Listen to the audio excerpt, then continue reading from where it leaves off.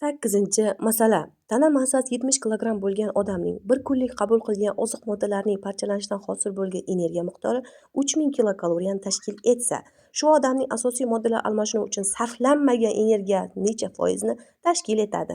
70 kilogrammli inson bir kecha kunduzda umumiy 3000 kilokaloriya energiya sarflagan ekan. Demak, energiya 3 xil maqsadda sarflanadi.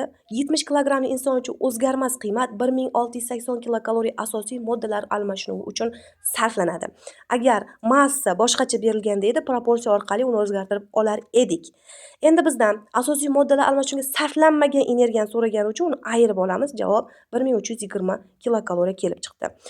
Foizni topishimiz uchun 3000 kilokaloriyamiz bizda 100%, 1320 kilokaloriyamiz esa x. Javob 44% kelib chiqdi. Javobimiz C javob ekan. 8-chi masala asosida quyidagi masalani ishlab qo'ying. 9-chi masala. Agar odam bir kunlik ovqatda 110 gramm yog' va 400 gramm uglevod, 120 gramm oqsil iste'mol qilgan deb hisoblansa, shu moddalar hisobiga hosil bo'lgan energiya miqdoridan foydalanib, quyidagi savolga javob toping. A. Oqsil va uglevodlar hisobiga qancha kilokaloriya energiya hosil bo'lgan? B. O'rtacha qancha kilokaloriya energiya tana harorati doimligini saqlash uchun sarf bo'ladi? C. O'rtacha qancha kilokaloriya to'qima va organlar ish faoliyati uchun sarf bo'ladi? Masala sharti asosida oqsil, uglevod va yog'ning grammlari berilgan va shu asosida undan ajralgan energiyani topib olamiz. Oqsil 120 gramm, uglevod 400 gramm, yog' 110 gramm berilgan.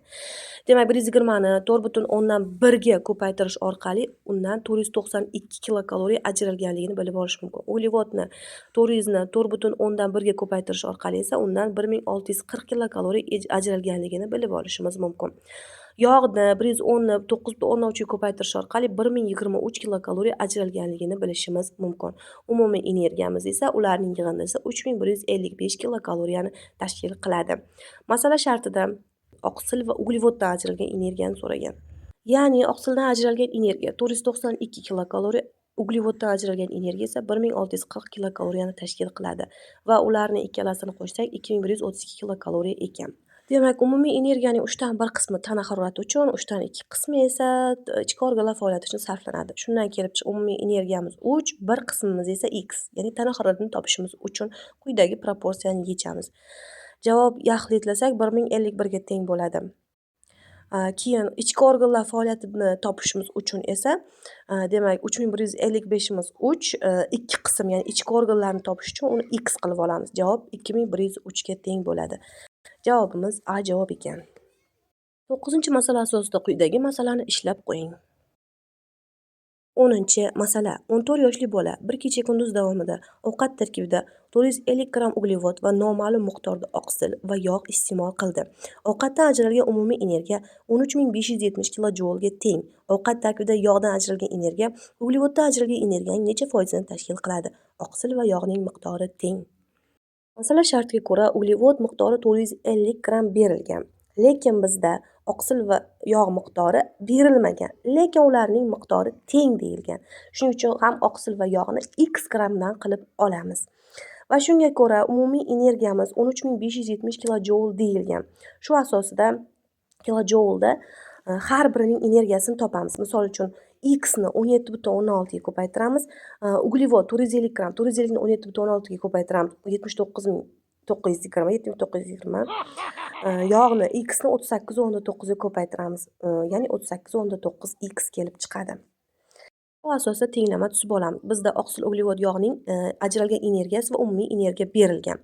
Oqsildan ajralgan energiya 17,16x, uglevoddan ajralgan 7920 va yog'dan ajralgan energiya 38,9. Umumiy energiya 13570 ga teng. Shu asosda tenglamani ishlab olamiz. Javobimiz x teng 100 kelib chiqadi. Demak, x 100 ga teng ekan, oqsilimiz ham 100 gramm, yog'imiz ham 100 gramm degani hisoblanadi. Masalamiz shartida yog'dan ajralgan energiya uglevoddan ajralgan energiyaning necha foizini tashkil qiladi deyilgan.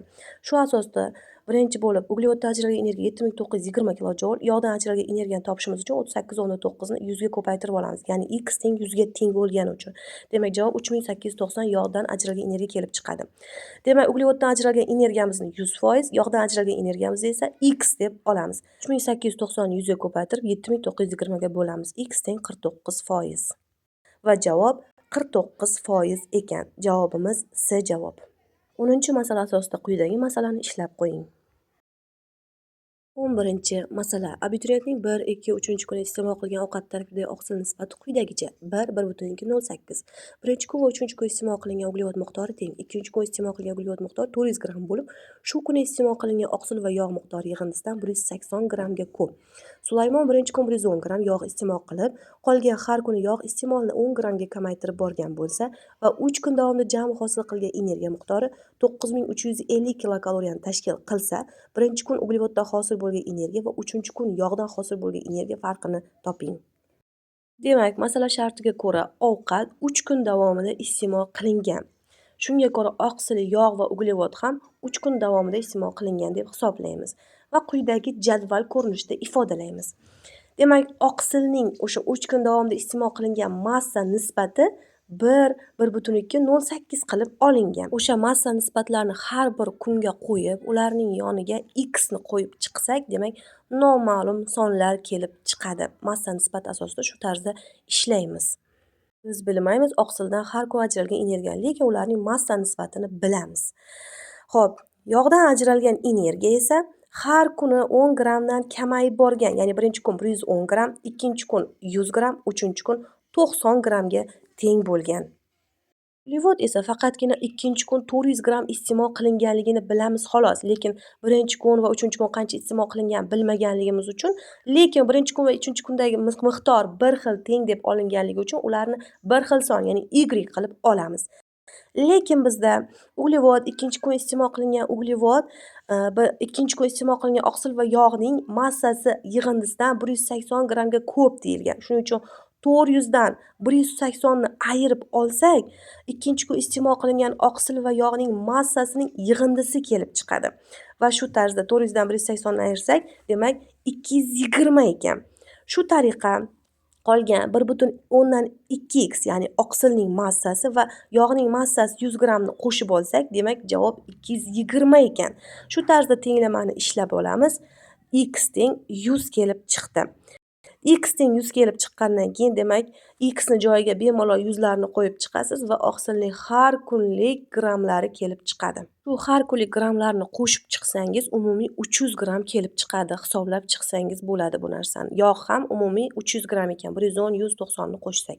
Lekin biz uglevodnikini umumiy bilmaymiz, lekin 400 plus 2y ekanligini bilamiz. Ya'ni 2 y va 400 dan iborat. Masala shartida umumiy ajralgan energiya 9350 berilgan. Shu tariqa bizda umumiy grammlar borligi uchun ham shu tariqa o'sha energiyani topib olamiz. Misol uchun oqsilning umumiy grammi 300 gramm, 300 ni 4,1 ga ko'paytirib olamiz. Oyog'ning grammi ham 300 gramm, 300 ni 9,3 ga ko'paytirib olamiz. Uglevodning grammi 400 plus 2y ga teng, ya'ni noma'lum son. 400 plus 2y ni ham 4,1 ga ko'paytiramiz. Teng 9350 umumiy energiya. Shu tariqa tenglamani ishlab olamiz. Demak, ko'paytirishlarni, qavichdagi ko'paytirishlarni birinchi bajarib chiqamiz. Keyin noma'lum sondagi o'sha 400 plus 2y ni ham har birini 4,1 ga ko'paytiramiz. 400 ni 4,1 ga, 2y ni 4,1 ga ko'paytirib olamiz. Va shu tariqa tenglamani ishlaymiz. Javob y teng 450 kelib chiqadi. Demak, bizda 450 y'imiz uglevodning birinchi va uchinchi kun har bir iste'moli 450 grammdan kelib chiqar ekan. Masala shartida birinchi kun uglevoddan hosil bo'lgan energiyani topib olamiz. Birinchi kun uglevoddan 450 gramm sarflangan va uni 4,1 ga ko'paytiramiz. Uchinchi kun esa yog' 90 gramm 9,3 ga ko'paytiramiz. Ikkalasining energiyasi kelib chiqdi va ularni ayirib olsak, farqi 1008 ga teng. Javob A javob. 11-masala asosida quyidagi masalani ishlab qo'ying. 12-masala. Temurning tana massasi 70 kilogramm bo'lib, bir kunlik iste'mol qilingan uglevoddan hosil bo'lgan jami energiya 2050 kilokaloriyaga teng. Ozuqadagi kunlik oqsil va yog' miqdori teng bo'lib, uglevod miqdori ulardan 2,5 marta ko'p. Ovqat hazm qilishga va bir kecha kunduzda bajarilgan ishga sarflangan energiya miqdorini kilokaloriyada aniqlang.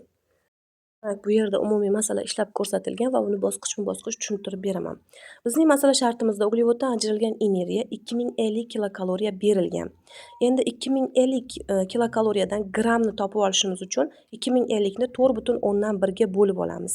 Ya'ni 500 chiqadi. 500 gramm uglevod iste'mol qilingan ekan.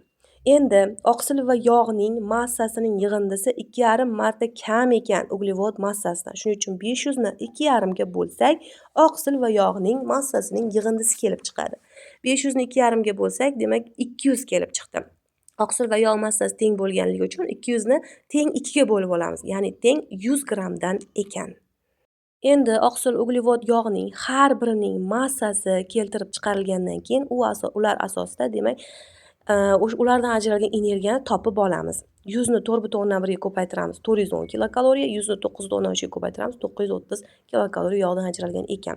Va ularning yig'indisini qo'shib olsak, 410 ni 2050 ga va 930 ga qo'shib olsak, 3390 kilokaloriya umumiy energiya kelib chiqadi.